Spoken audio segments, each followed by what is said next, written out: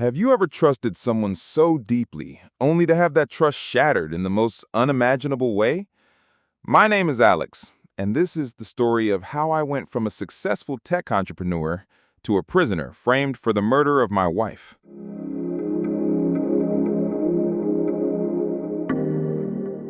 Before we dive into the story, smash that subscribe button. It literally takes less than 3 seconds. Go on, I'll wait. Done? Awesome. Thank you.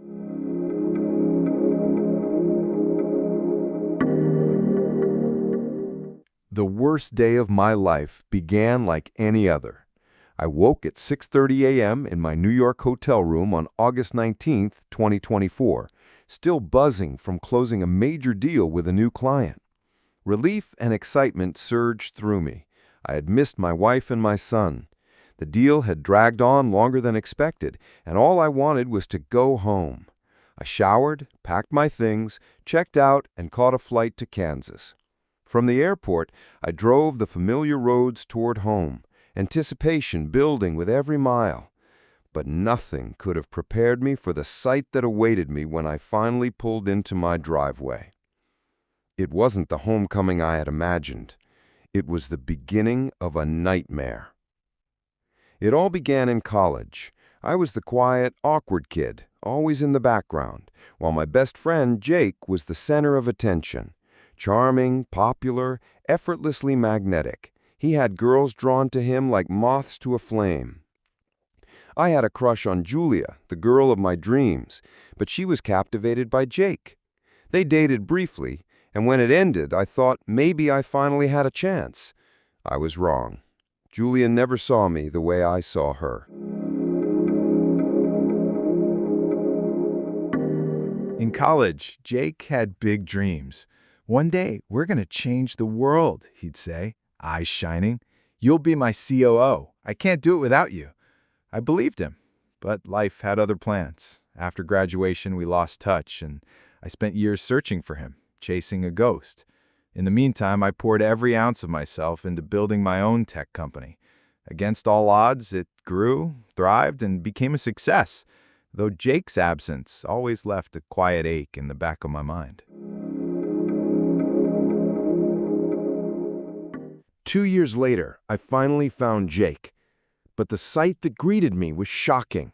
He had lost everything in a fire: the house, his family, his life as he knew it.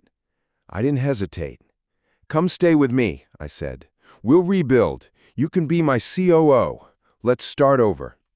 For a while, it seemed like we were restoring our friendship, working side by side, dreaming big again.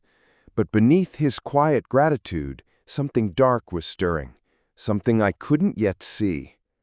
A year later, I ran into Julia again. She smiled, that same spark in her eyes that had haunted me for years. "It's been too long," she said softly. I nodded, feeling my heart skip. "Way too long," I replied. We exchanged numbers, and before I knew it, we were spending every moment together. The old spark reignited, stronger than ever. We fell in love, deeply and completely. We got married and soon welcomed a beautiful son into the world. Life was perfect, or so I thought. My company was thriving. The dreams Jake and I had shared years ago were finally coming to life.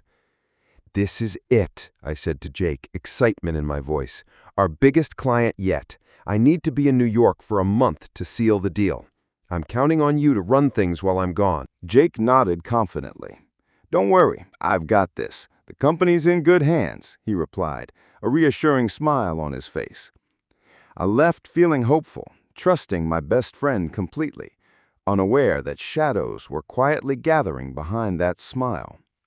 A month later, I successfully closed the deal and couldn't wait to see my family again. As I drove up to the house, my excitement turned to horror. Police cars were swarming the driveway. My heart pounded as I spotted my son, tears streaming down his face, standing on the porch. I jumped out of the car. "Tommy, what's happening? Where's Mommy?" I shouted, rushing toward him. Before I could reach him, an officer stepped forward, blocking my path.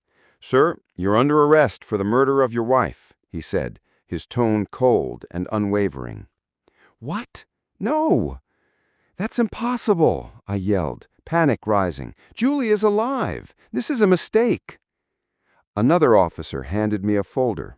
"Someone called it in anonymously. They claim you killed her and staged the scene. Blood was found inside the house. You need to come with us." I staggered back, my mind spinning. No, this can't be real. I didn't do this. But deep down, a chilling thought crept in. How could Julia be dead? Who killed her? Who was trying to frame me? The courtroom was tense. I sat at the defendant's table, heart racing. The prosecutor began.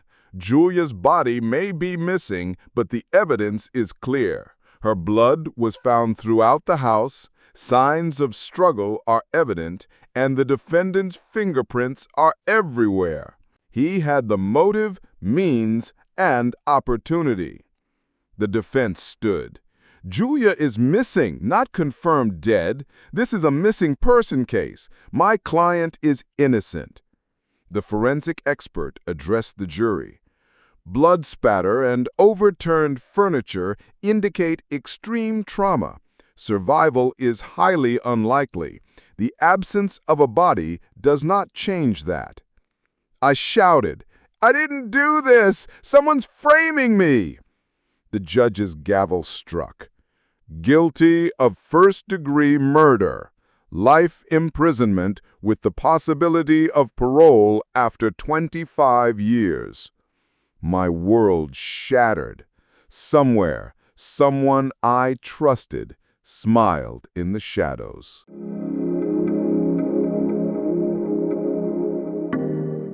I was thrown into a nightmare. Days bled into weeks, weeks into months, and every day I questioned if my beloved wife was truly gone. If she really was dead, then I had to find out who had taken her from me in cold blood. I couldn't sit idly by. I had to prove my innocence and find her killer. I called my lawyer. "I need you to hire a private investigator," I said, my voice barely more than a whisper, though my heart pounded with urgency. "I can't just go down like this. I need to know the truth." He hesitated for a moment, then replied, "Understood. I'll handle it. We'll get answers one way or another."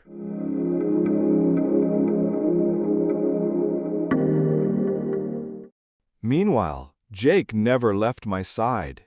He visited regularly, bringing updates on the company and quietly stepping into the role of father to my son. During one of his visits, he placed a reassuring hand on my shoulder. "I've hired a private investigator," he said quietly. "I'll find out what really happened to her. I promise you, I won't stop until we know the truth." I looked at him, a pang of guilt rising in my chest. For some reason, I hadn't told him I'd done the same. Maybe I wanted two perspectives, two independent paths to the truth. I nodded slowly. "Thank you," I said. We'll get there, together." The room fell silent, the weight of unspoken truths hanging heavily between us. But deep down, I knew this was only the beginning of a long, grueling fight.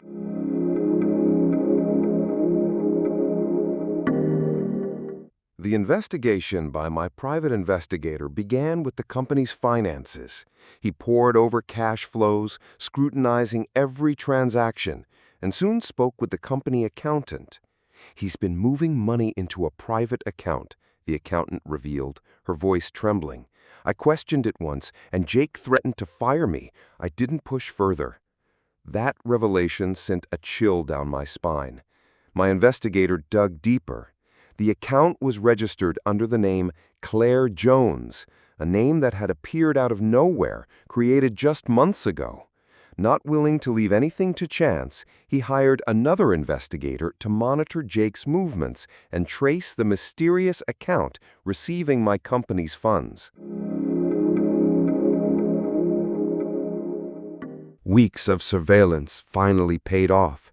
They secretly followed Jake to a secluded resort in suburban Colorado. From a distance, the investigators saw him embrace a woman, her hair catching the late afternoon sun. At first glance, she seemed like just another stranger, but a closer look froze the breath in their lungs. It was her, Julia. My Julia. Supposedly dead, yet alive, smiling in Jake's arms. The revelation hit me like a lightning strike. Everything I had believed, everything I had grieved was a lie. And the truth was more twisted than I could have ever imagined. The investigators acted quickly, alerting the authorities. Within hours, police swarmed the secluded resort, catching Julia and Jake in the act. Both were arrested, their carefully constructed facade crumbling in an instant. For me, the weight that had been suffocating my chest for months began to lift. I was finally exonerated, free from the shadow of a crime I did not commit. I walked out of that prison, not just as a free man, but as a survivor. I had lost so much, but I gained a new perspective on life. Under intense questioning, Julia and Jake confessed everything. Their voices were cold, yet tinged with a twisted nostalgia. "We discovered we still loved each other," Julia admitted, her eyes unwavering. "We wanted everything, Alex's company, his life, his money. We planned to disappear and start over in another country." Jake was silent and unrepentant. The courts moved swiftly. For orchestrating an elaborate scheme of fraud, kidnapping, and attempted murder, effectively faking a death to claim another person's fortune, both Julia and Jake were sentenced to life imprisonment without the possibility of parole, a fitting punishment for the cruelty and betrayal they had inflicted. Justice had been served, but the scars of their deception lingered, a haunting reminder that even the people closest to you could be capable of the darkest betrayals.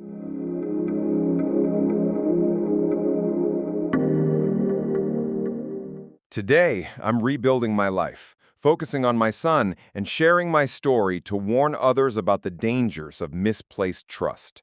Betrayal often comes from the people you trust the most, in the places you least expect.